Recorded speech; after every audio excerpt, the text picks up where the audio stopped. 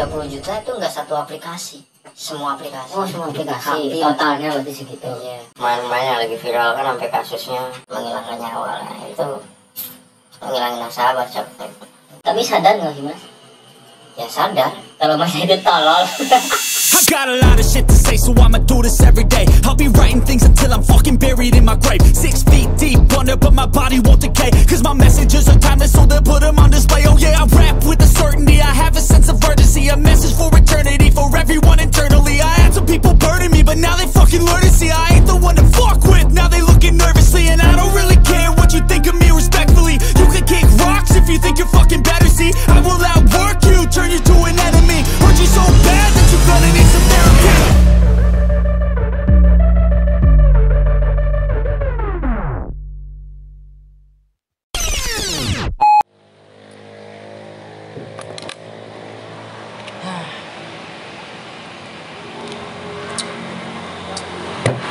Jadi orang tuh harus prihatin. Jadi kalau kalian punya gaji, punya uang, belikan yang apa kalian butuhkan dulu. Jangan buat warna-warna lah. Pusing. Jadi konten kali ini kita akan membahas siapa meninggal lah. Halo Pak, ya. Bayar utangmu. Iya Pak, maaf saya belum punya uang. Kamu pinjam uang nggak mau bayar. Ya besok saya bayar Pak, ya. Saya bayar. Harus ada uangnya sekarang. Harus ada sekarang. Pinjol ilegal.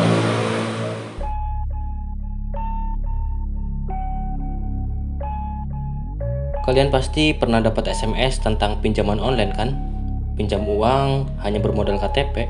Enak banget tuh. Tapi ada sisi gelap di balik pinjaman online ini. Kalian penasaran? Sama, nyongke iya.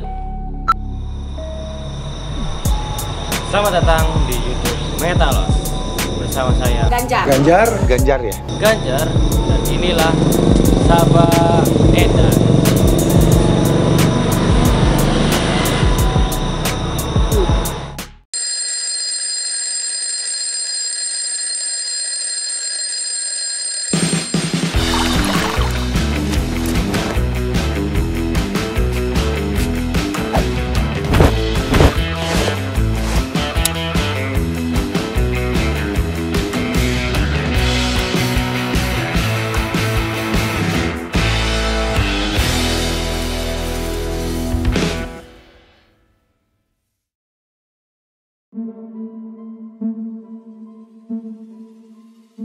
Kita ke informasi lainnya pemirsa, menjamurnya penawaran pinjaman online baik legal maupun ilegal menggoda banyak orang untuk menggunakannya sebagai solusi masalah keuangan. Kemudahan, persyaratan hingga proses pencairan yang didapat di awal menjadi petaka saat nasabah telat membayar. Maksudnya Anda jual ginjalnya ke rumah sakit sekarang, ke rumah sakit aja langsung. Bapak monterin sih. Woi, anjing! Dasar Anda ini ya! Anda main-main Anda ini ya! Anda main-main sama utang, ha? Tanya baik-baik Anda ini. Anda tanya baik-baik tadi. Oh, baik-baik gitu ya? Iya, makanya saya bingung pada Anda, ya. Anda ini udah keterlambatan hari ini, makanya itu saya nagih Anda. Baik-baik. Tadi Anda nggak baik-baik, ya. Jual ginjal aja ke rumah sakit, baru bayar utangnya. Pasti tidak. Sini temenin.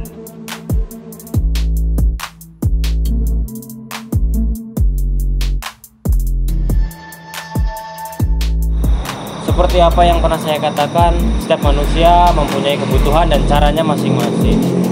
Ada yang fokus berkarir dan bisa berleha-leha, ada juga yang fokus berbisnis untuk menaikkan perusahaannya atau fokus di produk-produk terbaru. Ada juga yang mondar-mandir, cari utangan buat bayar hutang lagi. Kan tolol itu namanya. Jadi mohon berbijaklah dalam memegang handphone kalian. Banyak aplikasi-aplikasi pinjaman yang tidak legal gitu. Pembayarannya kalau ada uang. Ya udah, Bapak, senang-senangnya saya bayar ke. Iya pembayaran kapan? Iya Bang. Enggak, ini. Kalian pasti sudah dengar apa itu pinjaman online. Meski sudah banyak yang tahu, tidak semua orang memahami pinjaman online secara mendalam. Terutama resiko yang harus dihadapi. Akibatnya masih banyak yang bermasalah dengan pinjaman online, sehingga kerap dipersepsikan sebagai hal yang negatif.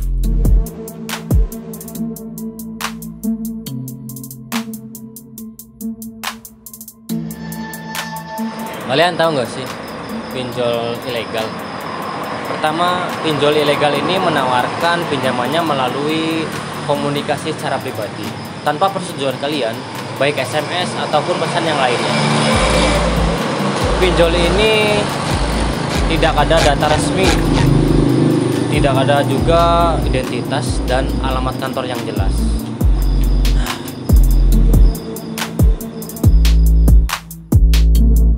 Pinjaman online merupakan bantuan finansial yang dikeluarkan oleh lembaga keuangan di dalam jaringan. Biasanya, pengajuan pinjaman dilakukan melalui aplikasi milik lembaga keuangan tersebut. Kehadiran pinjaman online membuat proses peminjaman menjadi lebih praktis dan cepat serta tidak memerlukan usaha yang banyak.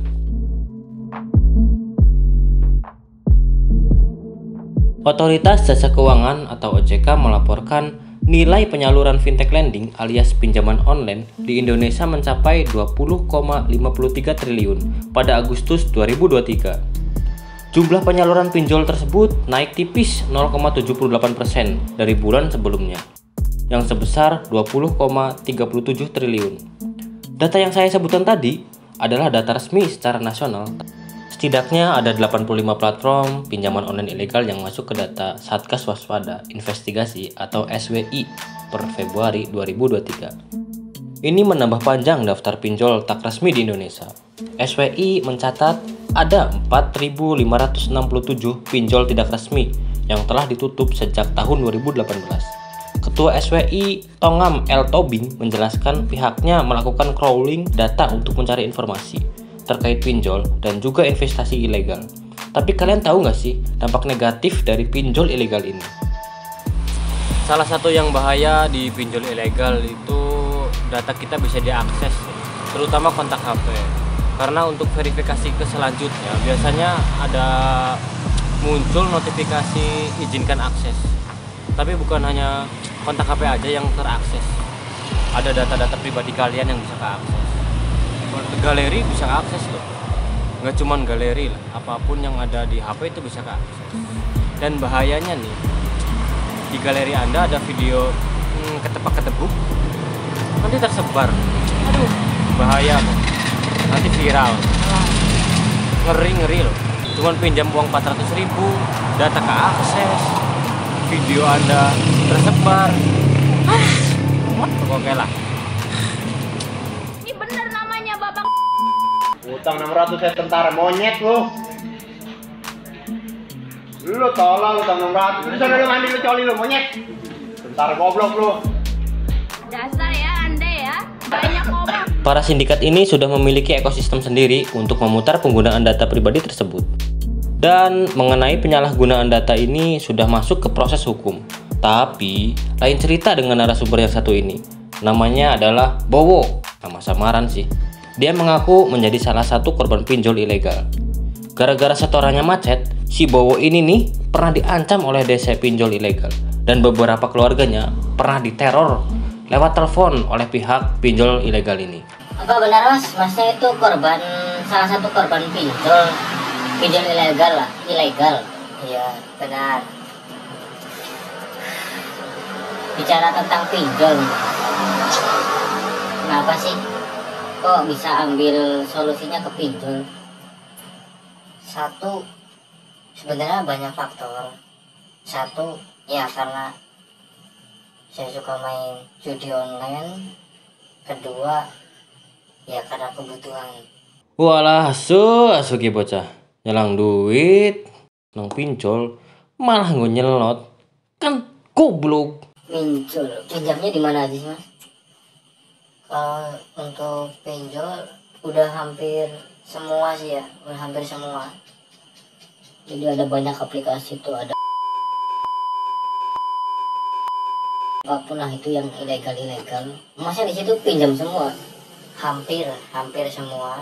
Sebelum lanjut ke pertanyaan selanjutnya, itu awal-awal ada pemikiran buat main aplikasi pinjol itu gimana? Ya itu balik lagi karena saya suka judi online ya, jadi mau nggak mau ya nekat. Oh itu memang combo yang pas sih. Judi kalah nggak ada uang daripada maling ya, daripada nyolong ya, mending pinjol. Pasti buat para penjudi juga pasti pernah berpikiran buat pinjol, itu udah pasti. Makanya itu solusi yang terbaik mungkin. Ternyata. Tapi sadar nggak sih mas? Ya sadar kalau mas itu tolol. Totalnya berapa sih di aplikasi pinjam-pinjaman online itu, berapa sih habisnya? ya sekitar 30 lebih lah. 30 juta Ya dan 25 tahun udah punya tanggungan 30 juta. ya Itu kalau sama bunganya, setahu saya sih karena bunganya itu hampir 2 kali lipat sih di pinjol ya. Hampir 60 juta itu kalau sama bunga. ya Itu udah ada yang terbayar. ya baru 1-2 sih, baru 1-2, belum semua. Tapi dari aplikasi yang mas pinjam, pasti kan itu gagal bayar kan? Nggak bayar gitu, telat bayar lah. Pernah ada satu aplikasi. Enggak, itu 30 juta udah telat bayar apa memang masih berjalan? Kan 30 juta itu enggak satu aplikasi, semua aplikasi. Oh semua aplikasi, Hampir. totalnya berarti segitu. Iya. Itu ya ada sampai yang telat bayar juga ada. Ada yang teror gitu, masnya kena teror nggak sih? Ada. Terornya seperti apa itu? Diteleponin tiap hari. Ya calling ya, SMS, WhatsApp. Di pinjol kan memang bisa ngehack semua data-data yang ada di HP. Kira-kira ada keluarga atau kerabat, teman atau yang di masnya kerja lah, ada nggak yang diteleponin, diteror sampai keras lah? Keluarga ada, Nah itu kerabat ada. tanggapan dari keluarga gimana itu pas ditelepon gitu? Ya shock sih, kenapa bisa gitu, kok punya sebanyak itu. Ya di situ sempat bingung juga jawabnya. Kira-kira dampak dari aplikasi atau teror-teror dari DC ke masnya itu jadi stres atau bisa melakukan hal-hal di luar nalar lah, sampai gantung diri apa-apa gitu? Justru malah gimana ya, jadi sebuah tantangan untuk tidak berbuat kesalahan lagi. Jadi masnya itu merasa menyesal? Kalau menyesal pasti, Dan pasti itu bakal 5 tahun atau 10 tahun ke depan itu masnya pasti di blacklist loh. Kalau memang sampai sekarang belum dibayar, pasti di blacklist dari OJK lah. Kebetulan kan saya pegawai bank. ya kalau itu pasti dibayar. Cuman kalau soal blacklist itu saya kurang tahu. Kalau dibayar pasti dibayar. Jadi buat kedepannya lagi jangan ada kaitan pinjol, apalagi sampai pinjam ke bank. Apa memang masnya tuh nggak punya teman mas? Banyak teman. Kenapa nggak pinjam ke teman aja gitu? Pinjam dulu lah 100 gitu. Anjay. Ada pesan-pesan nggak mas dari semua penyesalan yang mas alami lah, apapun lah? Kira-kira pesan apa nih buat teman-teman yang punya pemikiran mau pinjol lah? Ya pesan saya satu, gak usah maksain apa yang gak ada. Terlilit pinjol apalagi itu jangan sampai, karena penyesalan itu datangnya di akhir. Kalau di awal itu style. Gimana? Dari pengakuan narsum tadi cukup tragis kan? Untuk orang-orang yang terlilit pinjaman online ilegal ini. Merasakan teror dari pihak pinjol ini membuat dirinya merasa tertekan dan tidak akan meminjam uang dari pinjol ilegal lagi. Pinjol ilegal mengiming-imingi masyarakat dengan menawarkan pinjaman tanpa agunan dan proses pencairannya cepat. Cuman foto KTP dan muka langsung cair, disko-diskoan lah. Namun tidak semudah itu. Ada masalah yang besar yang harus kalian hadapi, yaitu bunganya yang mencekik leher dan biaya administrasinya yang sangat besar. Dan satu hal lagi nih yang membuat kita merasa takut itu DC, debt collector. Yakin mau pinjam? Debt collector pinjol atau disingkat DC pinjol merupakan individu atau perusahaan yang bertanggung jawab untuk menagih cicilan utang dari nasabah, khususnya yang mengalami galbay atau gagal bayar di pinjaman online. Ternyata banyak banget kasus debt collector yang mengancam dan melakukan teror kepada peminjam yang telat bayar cicilan atau menunggak pembayaran hutang. Dari berita media Tempo.co, pelaku kekerasan debt collector di Direskrimum Polda Metro Jaya, Jakarta, Kamis 23 Februari 2023. Sebanyak 3 orang debt collector usai viral di media sosial saat mengambil paksa mobil milik selebgram Clara Sinta dengan melakukan ancaman pembunuhan terhadap sopir.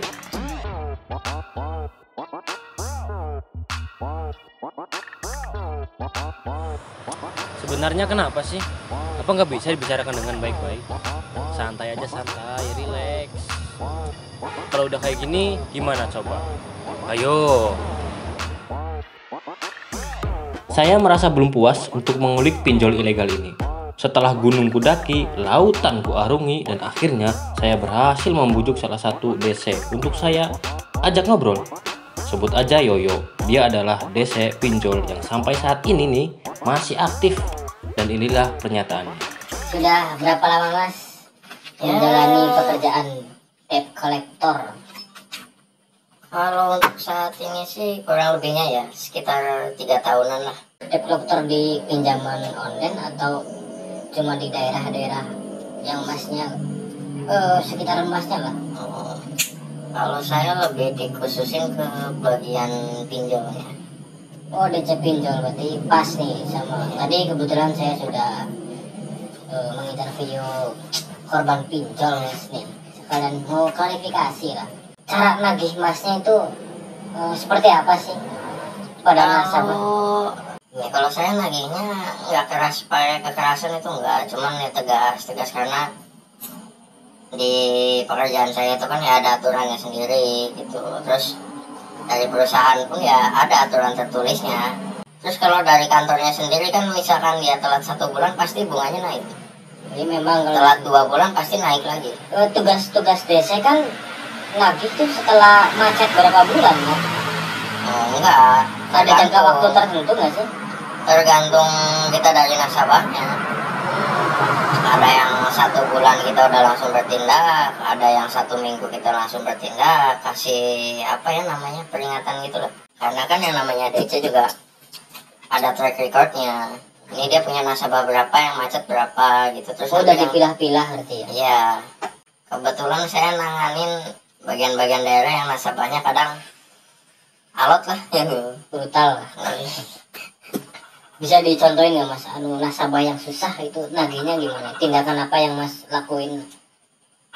Ya kalau saya mah lebih ke sesuai perjanjian aja. Sebelum dia melakukan pinjaman, misalkan dalam tempo 3 bulan tidak melakukan apa yang namanya penyetoran ya. Di perjanjian awal dia menyerahin apa dengan dalam tanda kutip lah barang dengan harga yang sama, itu ya saya ambil. Oh, langsung di tempat berarti itu? Langsung, karena kan sesuai perjanjian. Kan saya tadi bilang, saya nggak kasar mainnya, tapi saya tegas gitu. 1-2 bulan saya biarin, tapi begitu masuk ke bulan ketiga kan itu udah masuk perjanjian, saya ambil. Tapi kan memang rata-rata kan si peminjam itu nggak baca loh Mas. Karena dia mikirnya butuhnya uang, jadi perjanjian itu kan suka panjang banget. Ya, itu resiko peminjam ya. Kenapa buru-buru? Pernah ada yang attack gitu nggak sih, sampai ngajak berantem gitu? Oh, itu makanan sehari-hari. Separah apa itu Mas? Ngajak berantem, adu mulut, itu udah makanan sehari-hari. Diladenin Sampai ada yang manggil kawan-kawannya atau yang kayak gitulah. Ya, diladenin yang biasa aja. Silahkan aja pukul saya sekali gitu. Nanti tinggal mau majunya maju kantor polisi atau mau damai nggak murah gitu. Malah jadi ada beberapa debt collector yang mengancam nyawanya malah gitu. Oh, kalau itu ketemu di jalan gitu. nggak bisa ngecap debt collector sih, itu lebih ke oknum kalau kayak gitu mah, karena nggak semua debt collector kayak gitu. Tapi kan mereka bawa salah satu bukti di HP ini, saya DC dari aplikasi ini. Iya, makanya saya bilang kan oknum. Kalau semua DC di aplikasi itu ya nggak mungkin jadi itu aplikasi. Di DC berapa sih Mas? Salary-nya gitu. Gajinya berapa? Ya, kalau gapoknya sih ya UMR. Misalkan lo ini ya 15 nasabah gitu, lancar nih 1-2 bulan pasti dapat bonus dari kantornya. Kita narik barang nih, kita kira-kira lah nominal 1 juta gitu, kita narik misalkan TV atau HP, tapi lakunya misalkan 1,2, 1,1, ya kita sisanya kadang balikin ke yang punya. Kenapa nggak diambil aja gitu? Oh beda gitu. Saya bukan oknum yang kayak gitu dalam tanda kutip. Kalau yang untuk ngancem-ngancem gitu tuh oknum sebenarnya, bukan apa aplikasinya atau perusahaannya atau kantornya gitu, bukan, tapi dari oknumnya, karena ya banyak faktor yang emang mengharuskan dia apa kayak gitu keras. Karena mungkin ya dia tadinya pakai cara yang santai tegas gitu, nggak dapat respon lah ya. Nggak ada respon. Saya pikir semua DC keras gitu, ternyata Masnya enak sih diajak ngobrol. Santai aja saya mau. Coba Mas cek nama saya ada sih. Merasa khawatir nggak sih? Karena kan kerjaan Ya, kalau ini khawatir ya pasti. Setiap saya berangkat kerja setiap hari pasti pada khawatir. resikonya besar soalnya. Balik lagi itu resiko pekerjaan. Pinjol, Masnya termasuk pinjol ilegal atau? Kalau aplikasinya resmi saya. Oh, aplikasi resmi ya memang. Ini karena DC-DC pinjol ilegal lah, yang keras-keras biasanya. Kalau yang ilegal itu sebenarnya dia resmi, cuman dari segi perjanjian awalnya aja orang nggak pada ini, nggak pada cermat lah intinya, nggak pada teliti. Makanya dari hal kayak gitu tuh mereka manfaatin, karena ada 1 atau 2 aplikasi lah ya, ininya panjang banget perjanjiannya. Dan sekarang kalau masalah logika sendiri aja, orang kalau nggak kepepet banget pasti nggak bakal pinjol. Ya pasti. Pasti langkah pertama minjem ke sanak saudara dulu kan, atau ke temen. Pinjol itu langkah terakhir kan. Ya itu kalau usia-usia 30-an mungkin masih berpikir ke situ. Nah, Kebanyakan yang pinjol itu usia 25 ke bawah. nah itu target-target pinjol ilegal tuh yang kayak gitu. Sampai anak SMK pun ada loh, bisa. Ada jelas. Yang Itu udah buat punya menuin KTP. gengsi lah anak sekarang. Dan combo yang terbaik itu pinjol sama judol, Mas. Nah itu. Kira-kira ada pesan nggak Mas nih buat para peminjam atau para DC-DC yang terlalu kasar lah? Kalau untuk peminjam ya lebih cermat lah gitu. Teliti gitu. Jangan gampang panik sama keadaan. Itu yang pertama. Yang kedua, kalau mau menghadapi misalkan DC gitu ya, kalau nasabahnya baik, DC-nya pun pasti baik. Tapi sekarang kan rata-rata masanya adalah pengalaman 1-2 DC. Kebetulan saya di bank, Mas. Lah, Iya. mengalami hal seperti itu lah. Iyalah, itu apalagi masnya dari bank kan, dikasih surat peringatan minggu pertama atau bulan pertama, tapi nggak ada respon kan. Bank mah lebih nggak ke ancaman keras sih, Mas. Iya, Jadi di bank tulis kan enggak, langsung aja tempel di rumah aja, rumah ini memiliki tanggungan disita oleh bank. Ya, brutal itu ya langsung. Terus kalau untuk DC ya lebih bijak-bijak aja sih, nyantai aja dulu gitu. Tuh ada aturan mainnya sendiri. Karena main-main yang lagi viral kan sampai kasusnya apa menghilangkan nyawa, nah, itu menghilangkan nasabah cepet.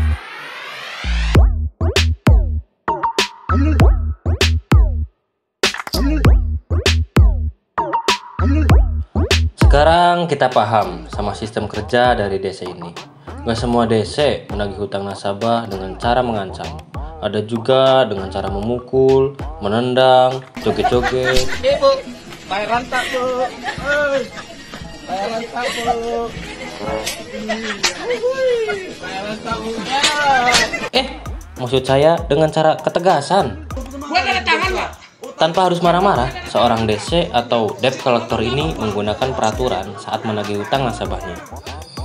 Adapun Menteri Koordinator di bidang politik, hukum, dan keamanan, Mahfud MD menjelaskan secara hukum perdata pinjol ilegal tidak sah lantaran tidak memenuhi syarat subjektif dan syarat objektif, seperti yang diatur dalam hukum perdata.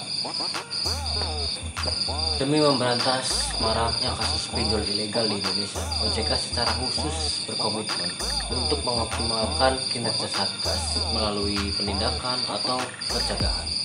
Pemerintah dan aparat penegak hukum akan melakukan tindakan tegas untuk pinjol ilegal ini. Berikut ciri-ciri pinjol ilegal menurut Satgas Waspada Investasi.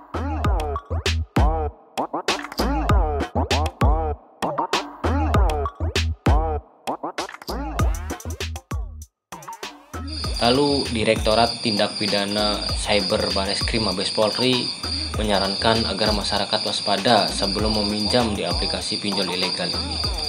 Lantas, apa yang harus dilakukan ketika sudah terlanjur meminjam di pinjol ilegal ini? Berikut saran dari tim Cyber Polri yang dikutip dari media sosial resminya.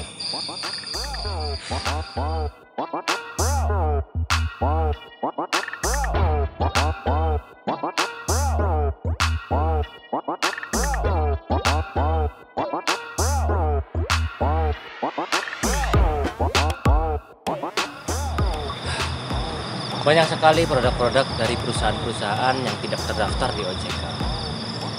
OJK ini menyebut sebagai gaya hidup konsumtif atau suka berfoya-foya yang menjadi penyebabnya masyarakat terjerat pinjaman online.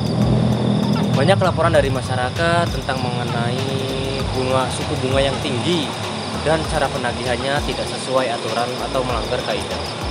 Jadi buat kalian harus teliti lah dalam meminjam dana dari situs atau aplikasi yang ada di handphone kalian. Buat apa sih hidup mewah, terlihat mewah tapi banyak hutang?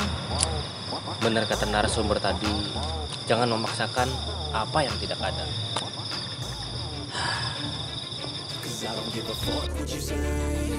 Akan ada banyak hal yang kita ulik di Sapa Edan bersama saya Ganjar, dan inilah Metal.